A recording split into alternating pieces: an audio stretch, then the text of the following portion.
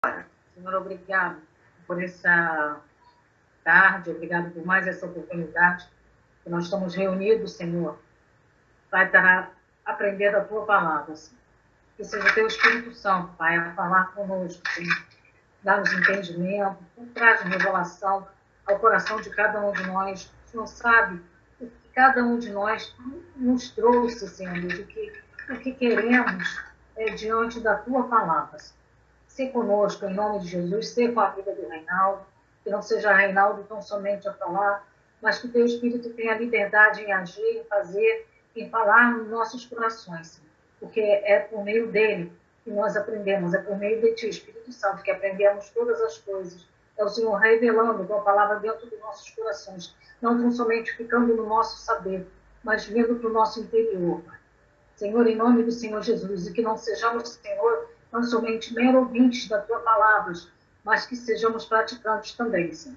Para a honra e para a glória do Teu nome, para que Teu nome seja glorificado, para que a Tua palavra floresça em nossos corações, para que ela dê frutos, para a honra e para a glória do Teu nome, que eu te peço, Senhor. Eu te agradeço, em nome de Jesus. Amém.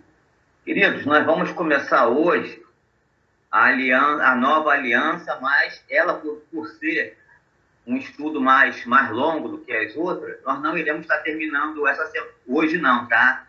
Aí semana que vem a gente vai fazer recapitulação, aí daqui a 2 semanas a gente vê se consegue terminar. Quando nós estávamos estudando sobre a aliança, propositalmente nós pulamos um capítulo que era intitulado Rituais de uma Aliança.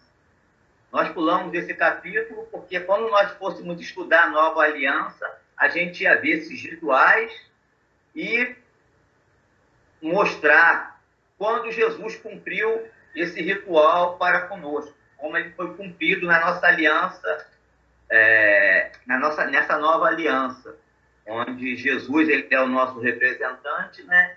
E nós recebemos a graça através de Jesus Cristo.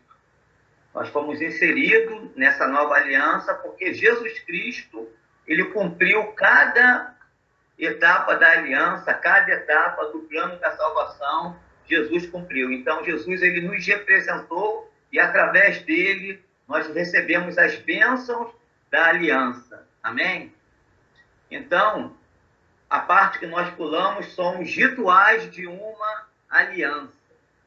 E nós vamos falar sobre cada ritual e lá no estudo sobre a nova aliança, a gente vai se localizar em relação a esse ritual.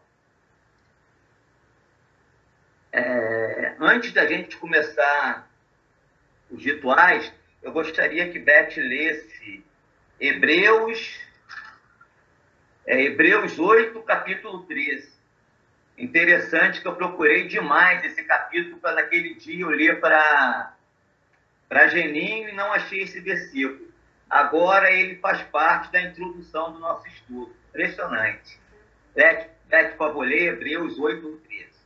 Quando ele diz nova, torna antiquada a primeira. Ora, aquilo que se torna antiquado é envelhecido e está prestes a desaparecer. Então, a nova aliança no sangue de Jesus Cristo, ela veio para substituir a antiga aliança. Jesus, ele simplesmente não acabou com a antiga aliança. Ele substituiu porque ele cumpriu cada etapa da antiga aliança. Jesus falou, eu não vim para revogar a lei, mas para cumprir. Jesus cumpriu cada etapa, cada fase, cada rito, cada cerimonial, tudo foi cumprido em Jesus. Por isso, a antiga aliança foi substituída pela nova aliança. Então, a gente vai ver os rituais de uma aliança. Primeiro, o que é um ritual, né? Um ritual nada mais é do que um cerimonial, ou seja, um conjunto de formalidades que devem ser observadas.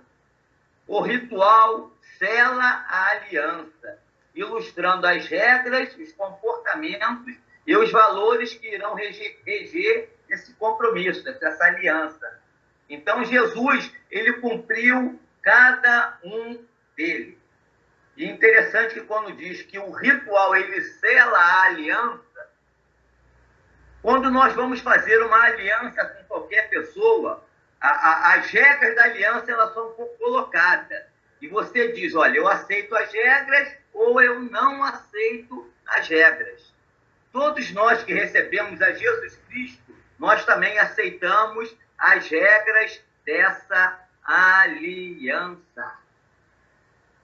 E para nós essas regras hoje se chamam, isso aí é a parte minha, tá? Graça. Jesus cumpriu a parte mais difícil da aliança e agora o que nós recebemos é através de Cristo, é por graça. Eu não podia fazer, eu não podia cumprir, Cristo o fez por mim. Amém, queridos? Então, vamos lá. E a primeira regra, a primeira ilustração é a troca das túnicas. As túnicas, as vestimentas, elas bem que identificam as pessoas. É interessante que teve uma época lá no Arsenal de Marinha que tinha um navio africano que estava atracado lá na Marinha. A gente sabia exatamente quem eram os militares brasileiros e quem eram os militares africanos, estando ele com roupa militar ou não. Porque as roupas que eles usavam eram diferentes das nossas. Então, isso nos identificava. Assim também como as roupas lá que nós usamos lá no nosso serviço, também nós nos identificam. Eu sei, por exemplo, que quem está usando uma camisa azul lá no Arsenal de Marinha, ele faz parte do pessoal braçal, do artífice, daqueles que executam a obra. Eu sei que quem está usando a roupa bege são os contramestres, os mestres e os técnicos. E eu sei que quem usa a roupa, a jaqueta, gelo, são o pessoal de nível superior. São os engenheiros, são os administradores, são os advogados. É o pessoal que usa a roupa gelo. Então, de uma certa forma, a roupa que nós usamos, ela revela as pessoas que nós somos. E na nova aliança, a túnica, a troca da túnica, a túnica é um símbolo da vida. Ou seja, ao trocá-la nos rituais de aliança, os homens estavam simbolicamente dando a sua vida ou aquilo que eram a outra pessoa. Então, quando nós aceitamos a nova aliança, nós estamos trocando de vida com o nosso mediador, que é Jesus. Beth, lê aí, por favor, Gálatas 2:20. Que esse versículo ilustra bem isso que eu estou falando.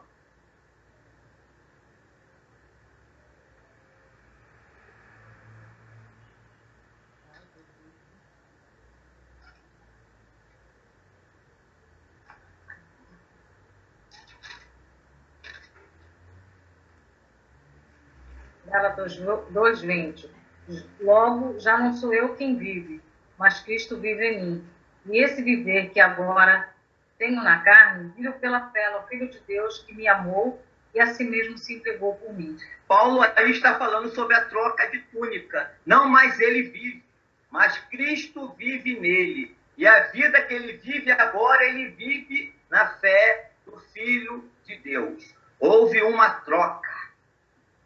Jesus, ele nos representou, foi até a cruz. Agora, a vida que é nossa agora, é a vida de Cristo. Então, Paulo dizia, não mais eu vivo, mas Cristo vive em mim. E isso é uma realidade a todos aqueles que estão em aliança com Cristo Jesus.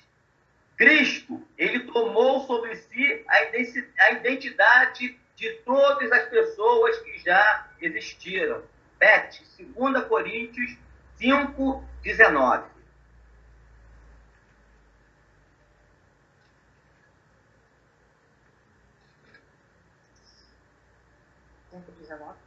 2 Coríntios 5:19.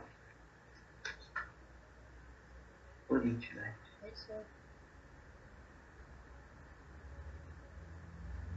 A saber que Deus estava em Cristo, reconciliando consigo mesmo o mundo, não imputando aos homens as suas transgressões, e nos confiou a palavra da reconciliação. Deus estava em Cristo reconciliando consigo o mundo. Jesus é o nosso representante legal de toda a humanidade. E como eu tomo posse dessa reconciliação? Recebendo a Jesus como meu único e suficiente Salvador. Cristo, ele representou cada ser humano. E nós somos beneficiados quando entramos em aliança com Jesus. Deus estava em Cristo reconciliando consigo o mundo. Cristo, ele é o nosso representante legal diante de Deus. Quando Cristo ele foi à cruz do Calvário, ele levou a iniquidade de todos os homens. E quem são aqueles que têm a sua iniquidade perdoada? São aqueles que recebem a Jesus no seu coração. São aqueles que, usando a linguagem que nós estamos falando aqui agora, troca de túnica com Jesus. Troca de identidade com Jesus. Não mais eu vivo, mas Cristo vive em mim. E a vida que vivo na carne, eu vivo na fé do Filho de Deus. Cristo, ele nasceu filho de homem. Beth, lê aí Filipenses 2, 5 a 8.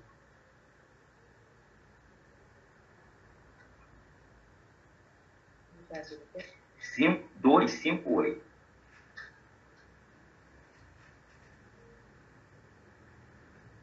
Tenho em vós o mesmo sentimento que houve também em Cristo Jesus, pois ele, subsistindo em forma de Deus, não julgou como usurpação o ser igual a Deus. Antes a si mesmo se esvaziou, assumindo a forma de servo, tornando-se a semelhança de homem, e reconhecido em figura humana. A si mesmo se humilhou, tornando-se obediente até a morte de cruz. Cristo, ele foi reconhecido em figura humana, ou seja, ele tomou a identidade humana para que nós pudéssemos ser reconhecidos como filho de Deus. E isso aí, essa paternidade de Deus não é algo simbólico, é algo literal. Verdadeiramente nós somos filhos de Deus, porque Jesus é o Filho unigênito de Deus. Jesus, ele se fez filho do homem para que nós nos tornássemos filhos de Deus. João capítulo 1, de 10 a 14, Beth.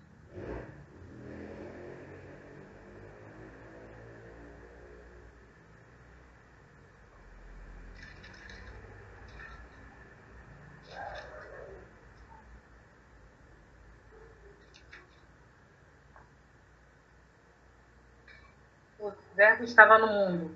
O mundo foi feito por intermédio dele, mas o mundo não o conheceu. Veio para o que era seu, e os seus não o receberam. Mas a todos quanto receberam, deu-lhes o poder de serem feitos filhos de Deus, a saber os que creem no seu nome, os quais não nasceram do sangue, nem da vontade da carne, nem da vontade do homem, mas de Deus. E o Verbo se fez carne e habitou entre nós, cheio de graça e de verdade, e vimos a sua glória como glória do unigênito do Pai. Então, Cristo, ele se fez filho do homem, Cristo, ele se fez homem, para que nós pudéssemos ser filhos de Deus. Queridos, e nós não somos uns filhos qualquer. A Bíblia diz que nós somos os primogênitos arrolados nos céus. Sabe o que isso quer dizer? Que nós somos os primogênitos arrolados nos céus? Nós somos os filhos primogênitos, porque só os filhos primogênitos, na antiga aliança, tinha direito à herança.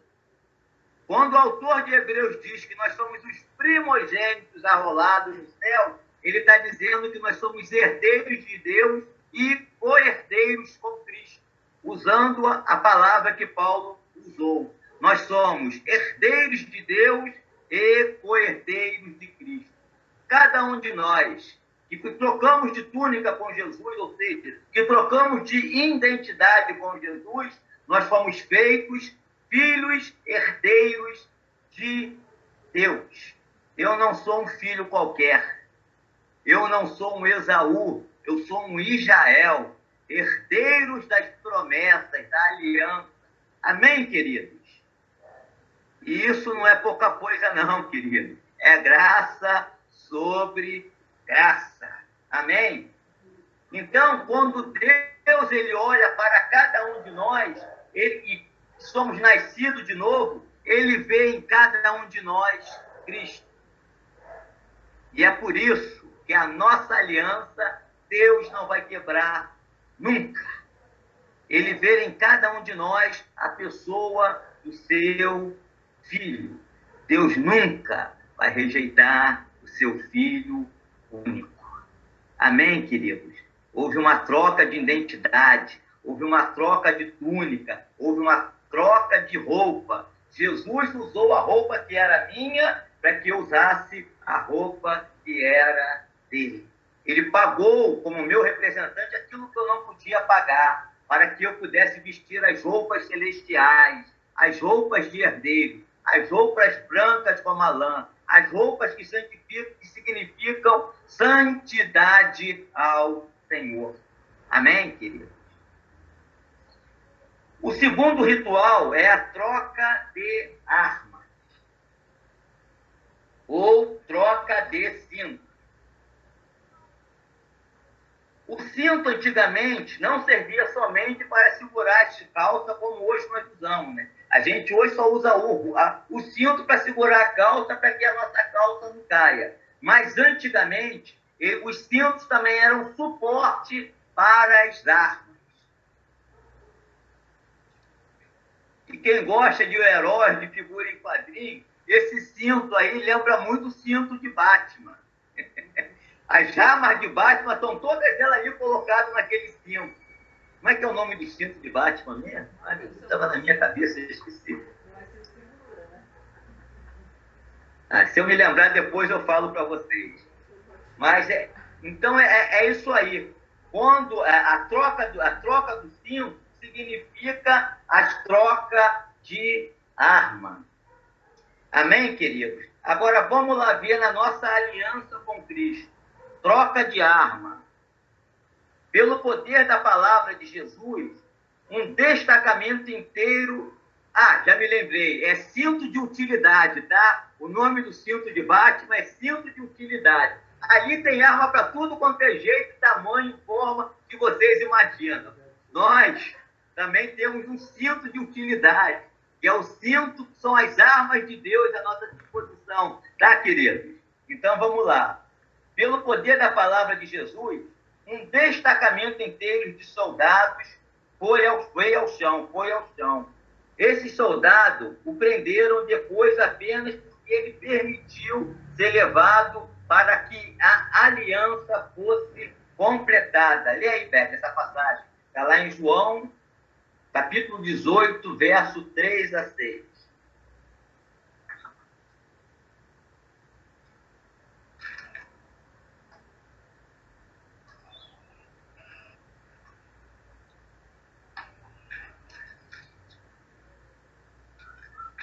Tendo, pois, Judas recebido a escolta e dos principais sacerdotes e dos fariseus, alguns guardas chegou a este lugar com lanternas, tochas e armas. Sabendo, pois, que Jesus todas as coisas que sobre ele havia de vir, adiantou-se e perguntou-lhes: a quem buscais? Responderam: a Jesus, o Nazareno. Então Jesus lhe disse: sou eu.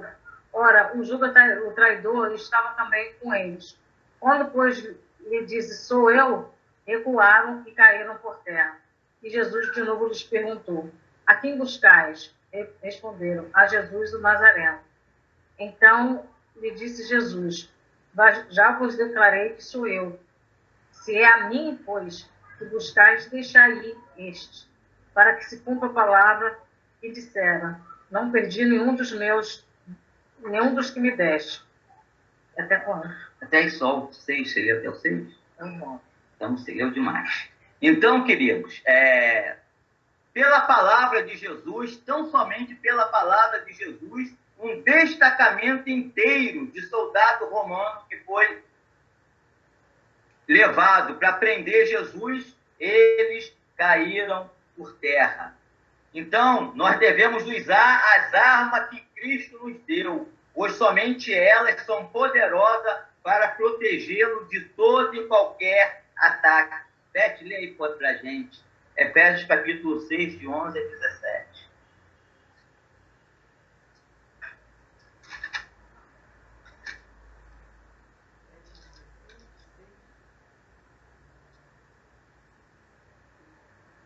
Revesti-lo de toda a armadura de Deus, para que podeis ficar firmes contra a cilada do diabo.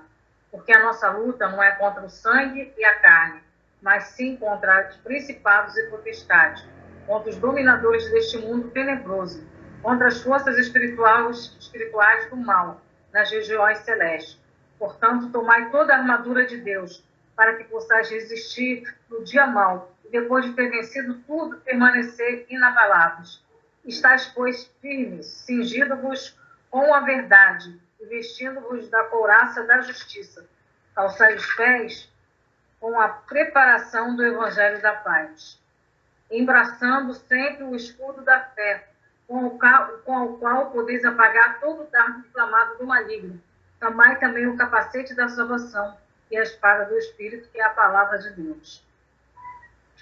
Querido, os homens, eles são capazes de fazer armas poderosíssimas, mas nenhuma arma que o homem é capaz de fazer, ela é eficaz na luta espiritual. A passagem que nós lemos aí de Beth diz que a nossa luta não é contra a carne nem contra o sangue. Lá na Segunda Guerra Mundial, a força aliada, os americanos, eles jogaram 2 bombas lá em Hiroshima e Nagasaki, se não me falha a memória. Se eu estiver errado, vocês me perdoem, porque eu não sou muito lá forte em história, não. Mas, se eu não me engano, e até bem pouco tempo, a presença dessas armas que foram lançadas lá trouxeram prejuízo à nação japonesa. Crianças nasciam faltando o braço, deformadas, tudo em consequência dessas 2 bombas que foram lançadas lá no Japão. Mas nenhuma dessas armas que os homens são capazes de fazer, e eu acredito que isso foi em 45, de 45 para cá, existem armas muito mais poderosas, muito mais, Beth usou uma palavra letal, muito mais letal, mas também eficazes. Nós vimos lá na Guerra do Golfo, na década de 90, que as guerras eram travadas em botões. Você botava lá na mira, apertava um botão, o míssil ia lá certinho, no lugar que queria ser atingido. Mas nenhuma dessas armas, elas são eficazes no mundo espiritual. As armas que Deus nos deu, elas sim, elas são eficazes no mundo espiritual. As nossas armas, os nossos símbolos, eles não servem. Por isso, nós precisamos trocar de armas com o Senhor Jesus. Nós precisamos trocar de cintos com o Senhor Jesus. Porque essas armas que Beth nos apresentou agora, diz a palavra, ela é extremamente eficaz. A fé, a oração, a palavra, elas são tremendamente eficazes no mundo espiritual. Essas coisas, elas fazem mais ruína no mundo espiritual do que 1 milhão de bombas atômicas jogadas pelo continente, pelo mundo inteiro. Elas fazem muito mais devassa no reino das trevas do que qualquer bomba que o homem possa lançar no mundo físico. Elas são poderosas porque elas são poderosas em Deus. Elas são poderosas porque é Deus quem a potencializa. É o TNT de Deus. TNT siga para dinamite, tá? É a dinamite de Deus no mundo espiritual. As nossas armas são as armas de Cristo. E se nós quisermos ser vitoriosos na batalha espiritual, nós precisamos e muito trocar de cinto com o Senhor Jesus. Diz a palavra de Deus que os nossos inimigos são os inimigos de Deus. Beth, leia aí Atos 9, 4 e 5.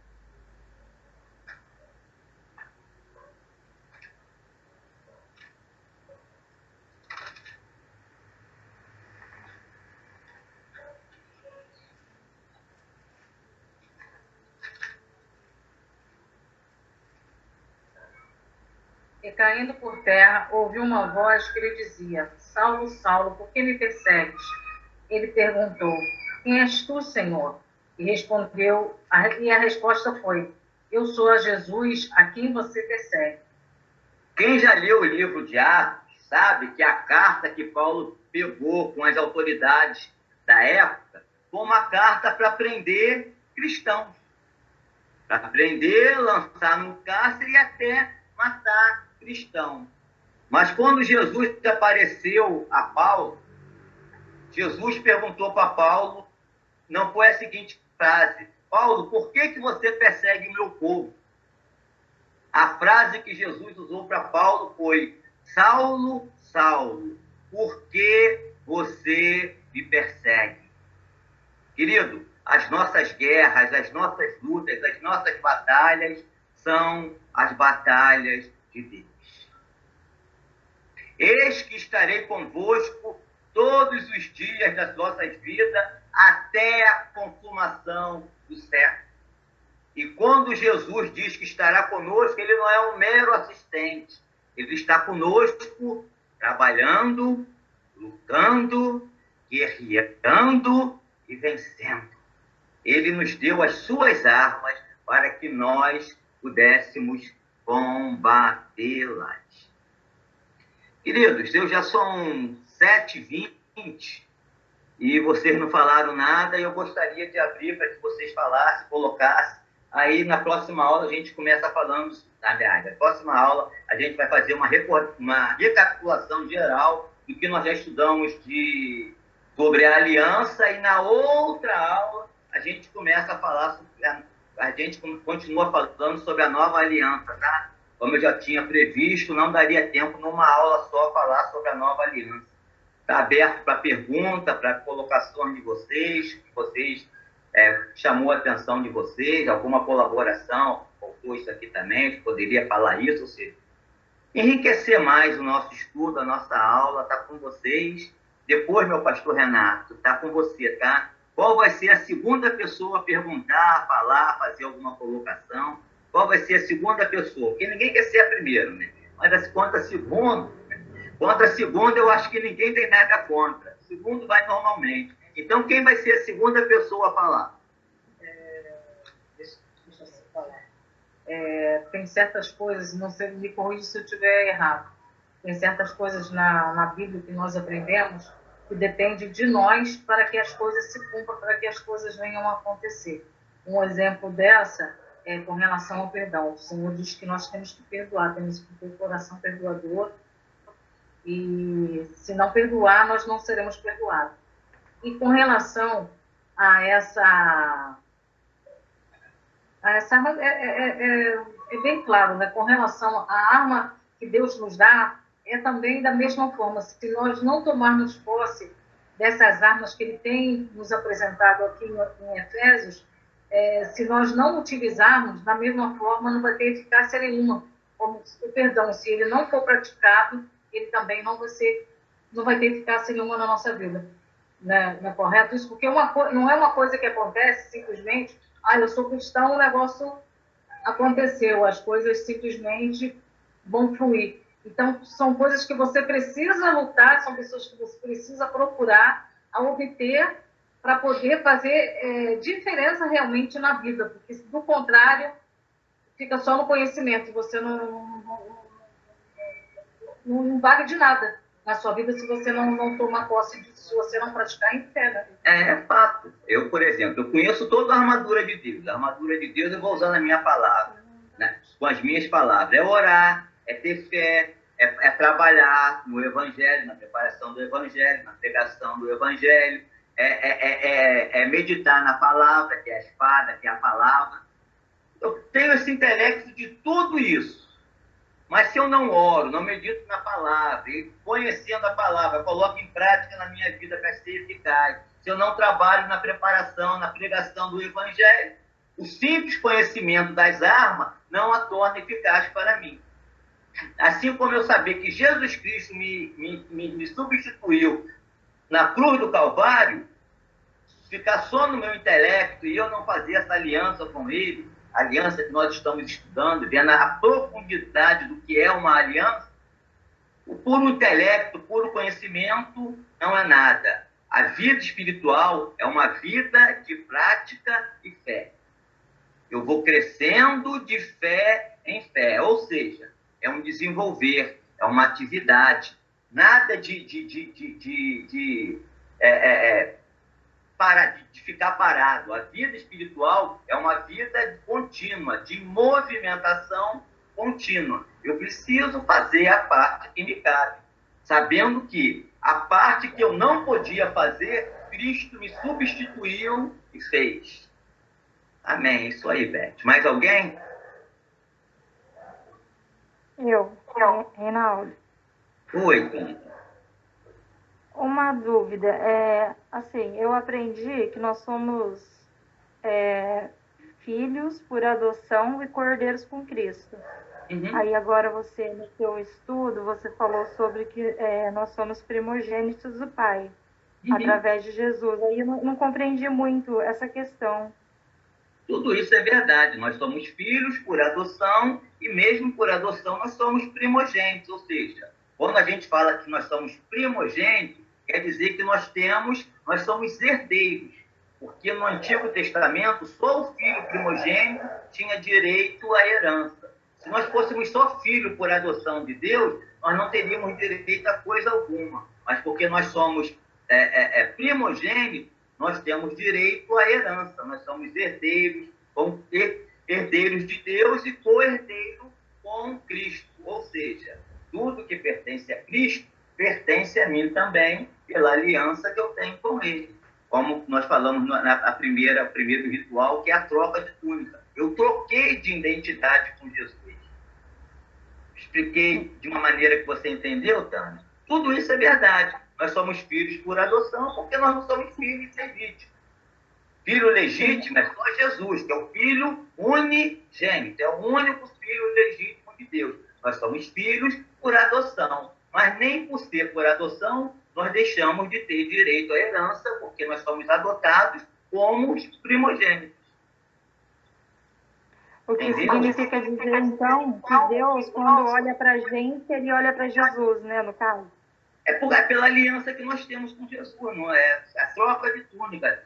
Cristo nos substituiu, tomando a nossa identidade. Agora nós também temos a identidade de Jesus. E Deus nos vê através dessa aliança em Cristo. E até com relação também a... Até por isso que nós somos adotados. Com relação a... Fala, Tânia. A se revestir das armaduras de Deus, eu vejo assim, pelo lado de que a gente deve oferecer as nossas premissas para Deus, ou seja, o nosso tempo. Como que eu posso colocar isso? Colocar Deus sempre em primeiro lugar, acima de todas as coisas, você tentar buscar, aprender mais, orar mais, colocar sempre em primeiro lugar. Isso é se revestir das armaduras. Eu vejo por esse lado, não sei se você concorda ou se o pessoal concorda comigo.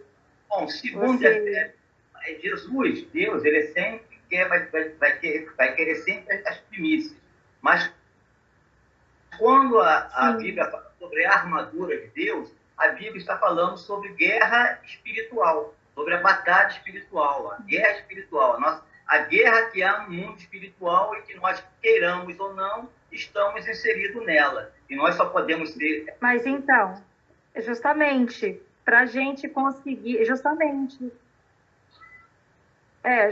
o que eu entendi. Para a gente conseguir vencer essas guerras espirituais, esses principados e potestade maligna, só com muita oração e procurando aprender muito das coisas de Deus, porque de outra forma não tem como. Como é que a gente vai ter base para poder lutar contra essas coisas ruins que vai vir a todo momento na nossa vida, né? E como é que nós vamos ter base sem oração, sem jejum? Porque o jejum também é muito importante, né? Então, assim, é nisso que eu vejo, dessa forma. De oferecer, assim, as nossas premissas, como a luta, como revestimento, para a gente vencer essas coisas ruins. É isso, agora eu já posso passar a palavra. Próximo.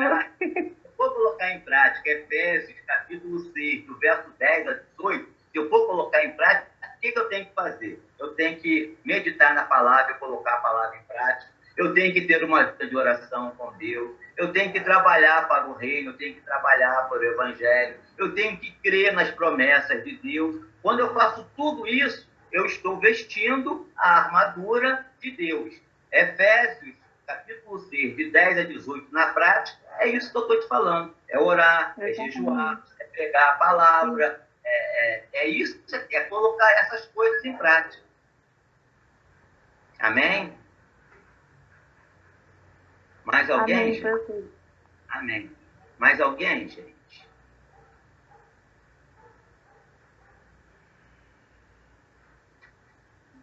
Mais ninguém? Dou-lhe uma, mais ninguém? Dou-lhe duas, mais ninguém? Dou-lhe três. A palavra está contigo, meu pastor. Amém. Eu quero só ler um texto aqui que eu acho importante. Abaixa o seu microfone, né? Eu quero só ler um texto aqui, mas é só um versículo ou dois desse texto que eu acho importante para o contexto que nós aprendemos hoje. Lá no Evangelho de João, no capítulo 3, que mostra o encontro de Nicodemos com Jesus. Nicodemos era o mestre da lei. Diz assim: havia um fariseu chamado Nicodemos, uma autoridade entre os judeus. Ele veio a Jesus à noite e disse: mestre, sabemos que ensinas da parte de Deus, pois ninguém pode realizar os sinais milagrosos que estás fazendo se Deus não estiver com ele. Em resposta, Jesus declarou: digo-lhe a verdade, ninguém pode ver o reino de Deus se não nascer de novo. Perguntou Nicodemos: como pode alguém nascer sendo velho? É claro que não pode entrar pela segunda vez no ventre de sua mãe e renascer. Respondeu-lhe Jesus: digo-lhe a verdade, ninguém pode entrar no reino de Deus se não nascer da água e do Espírito. O que nasce da carne é carne, mas o que nasce do Espírito é Espírito. Não te surpreenda pelo fato de eu ter dito: é necessário vos nascer de novo. O vento sopra onde quer, você escuta, mas não pode dizer de onde vem, nem para onde vai. Assim acontece com todos os nascidos do Espírito.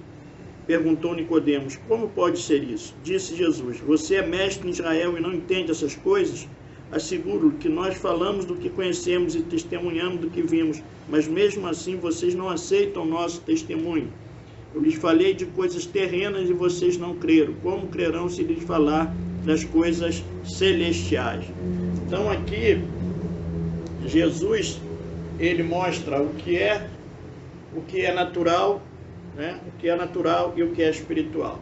Então tudo que nós estudamos aí até aqui nessa aliança, dessa nova aliança, é para o nosso entendimento daquilo que é espiritual. Nós temos entendimento das coisas naturais, nós precisamos ter entendimento das coisas espirituais.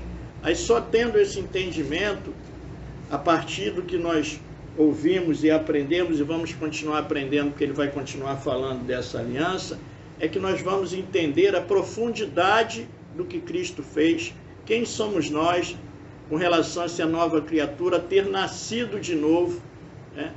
porque existe um mundo natural, né? Existe um plano natural que nós vimos e existe um espiritual que nós não vimos pelos olhos naturais.